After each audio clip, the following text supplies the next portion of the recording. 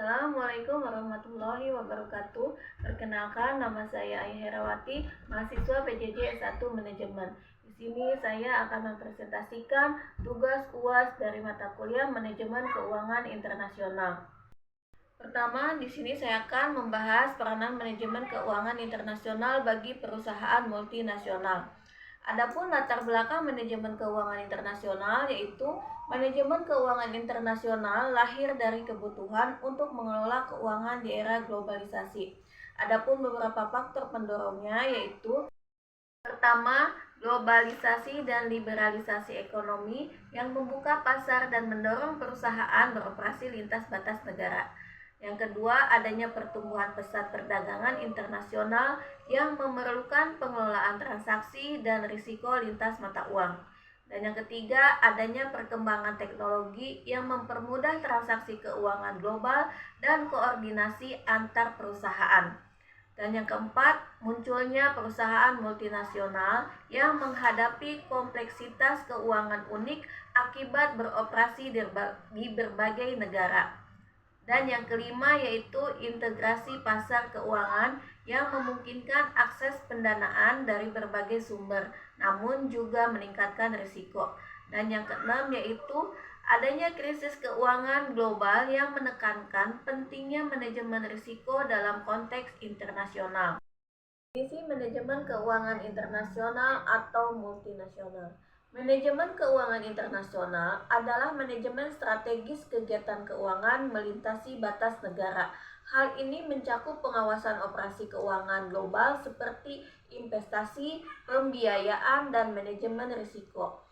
Aktor utama dalam pengelolaan keuangan internasional adalah perusahaan multinasional, pemerintah, dan lembaga keuangan. Manajemen keuangan internasional melibatkan pengambilan keputusan keuangan, pengelolaan risiko valuta asing, dan kepatuhan terhadap undang-undang dan peraturan pajak setempat. Hal ini melibatkan analisis pergerakan nilai tukar, pengelolaan eksposur valuta asing, pengambilan keputusan penganggaran modal, dan pengelolaan modal kerja secara efektif. Tujuan manajemen keuangan internasional yang pertama itu membantu manajer keuangan dalam memprediksi kejadian-kejadian internasional dan dampak kejadian-kejadian internasional terhadap keputusan keuangan perusahaan. Yang kedua, mengetahui siklus ekonomi dunia. Dan yang ketiga, mengetahui kelebihan MNC dalam memperdayakan NSB sehingga NSB tergantung kepadanya. Manajemen keuangan internasional yang pertama yaitu dalam pengelolaan risiko mata uang asing.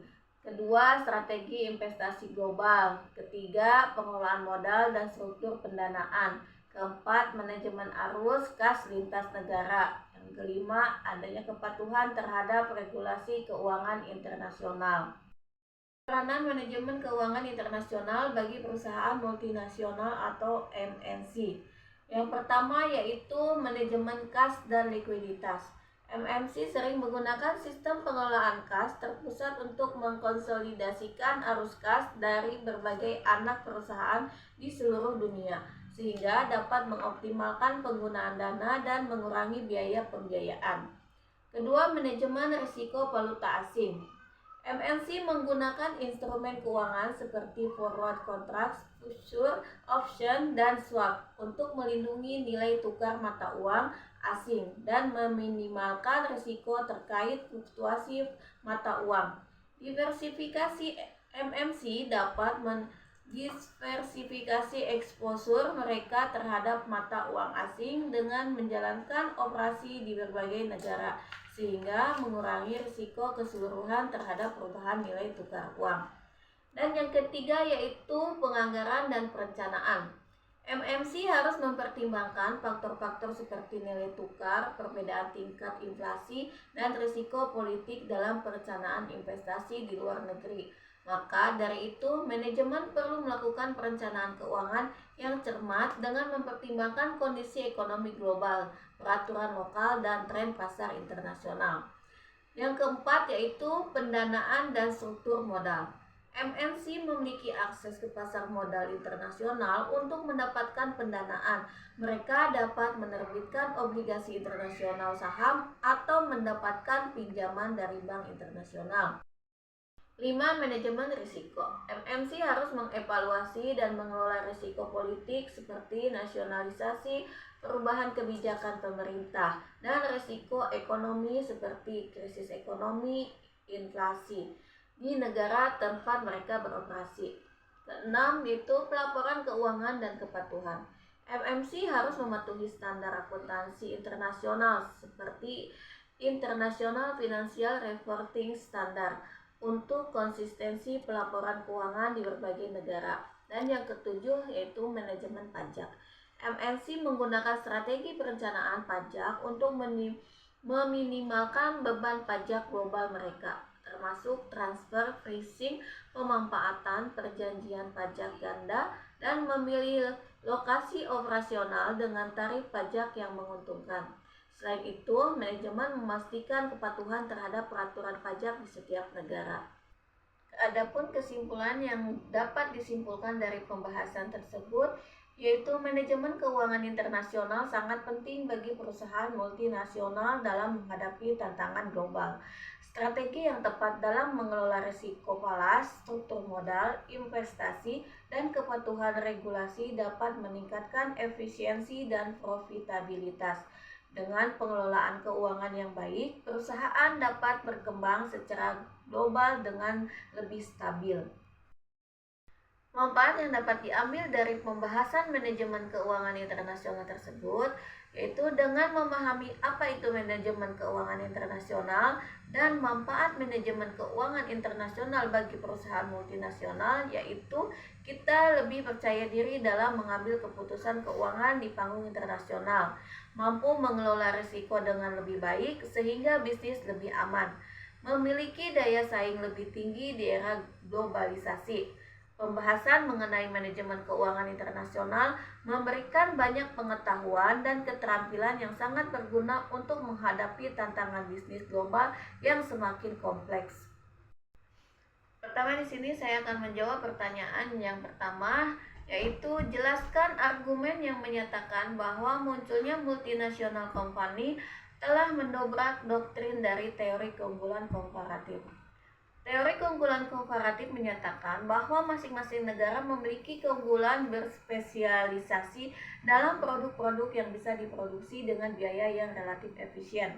Teori keunggulan komparatif menekankan bahwa setiap negara mempunyai kekhasan dalam corak dan ragam serta kualitas dan kuantitas sumber daya, baik kekayaan alam, sumber daya manusia.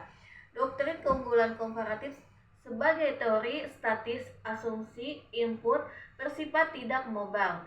Perusahaan multinasional menyalahi doktrin keunggulan komparatif karena sumber daya saat ini sangat mobile. Pertumbuhan perusahaan multinasional sebagian disebabkan oleh perkembangan teknologi yang pesat di samping oleh berubahnya situasi sosial, ekonomi, dan politik dunia. Masyarakat dunia menjadi semakin homogen dalam hal kualitas hidup, gaya hidup, organisasi ekonomi, dan faktor produksi. Salah satunya tenaga kerja yang semakin homogen menyebabkan antara lain yaitu teknologi yang semakin homogen di antara negara-negara di dunia. Perusahaan multinasional bisa menggunakan faktor produksi di mana saja di dunia, dan dengan demikian mobilitas tenaga kerja cukup tinggi, tidak lagi kaku seperti yang dibicarakan oleh ekonomi klasik. Yang kedua, jelaskan proses ekspansi bisnis ke mancanegara yang umumnya dialami oleh perusahaan-perusahaan global. Ekspansi bisnis ke mancanegara adalah proses yang kompleks dan membutuhkan perencanaan yang matang. Perusahaan perlu mempertimbangkan berbagai faktor, mulai dari analisis pasar hingga manajemen risiko. Dengan strategi yang tepat dan pelaksanaan yang efektif, perusahaan dapat meraih kesuksesan di pasar global. 1. Analisis perencanaan. Pertama, melakukan riset pasar yang ingin dimasuki termasuk analisis potensi pasar, preferensi konsumen, persaingan, dan regulasi yang berlaku.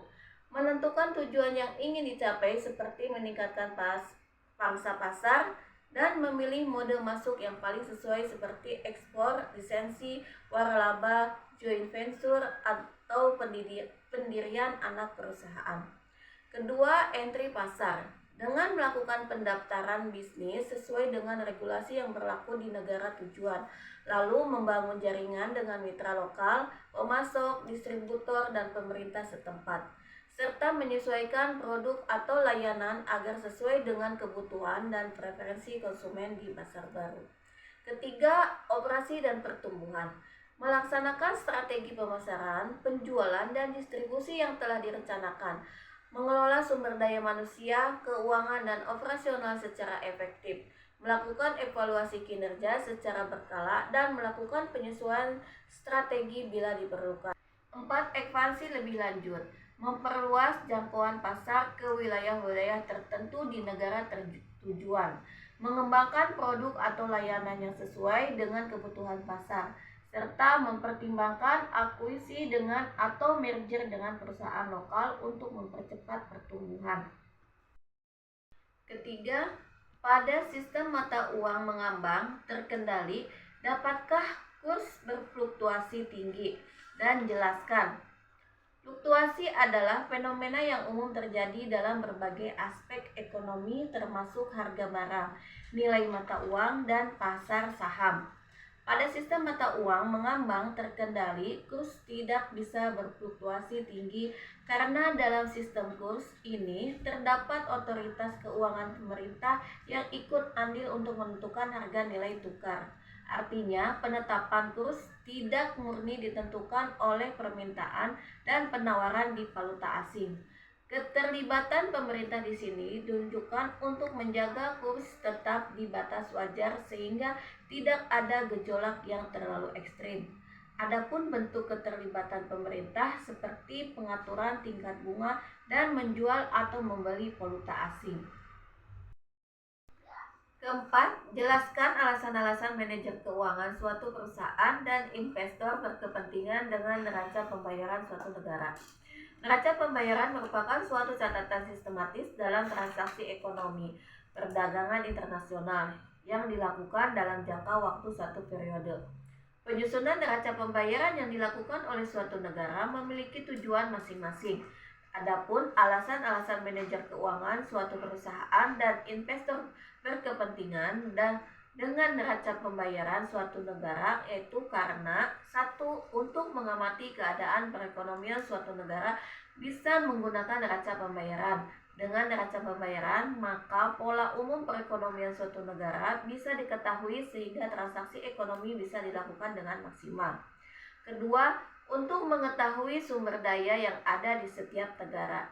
Suatu negara perlu mengetahui sumber daya yang dimiliki oleh negara lain agar bisa menjalin hubungan dalam perdagangan internasional. Ketiga, untuk mengetahui besarnya anggaran devisa yang diperlukan dalam transaksi ekonomi internasional. Dan yang keempat yaitu untuk mengetahui permasalahan ekonomi dalam negeri yang ada pada suatu negara. Suatu negara juga harus memperhatikan permasalahan ekonomi yang ada di dalam negeri. Jika perekonomian dalam negeri terdapat masalah dan tidak segera diselesaikan, maka bisa saja akan mengganggu transaksi ekonomi internasional.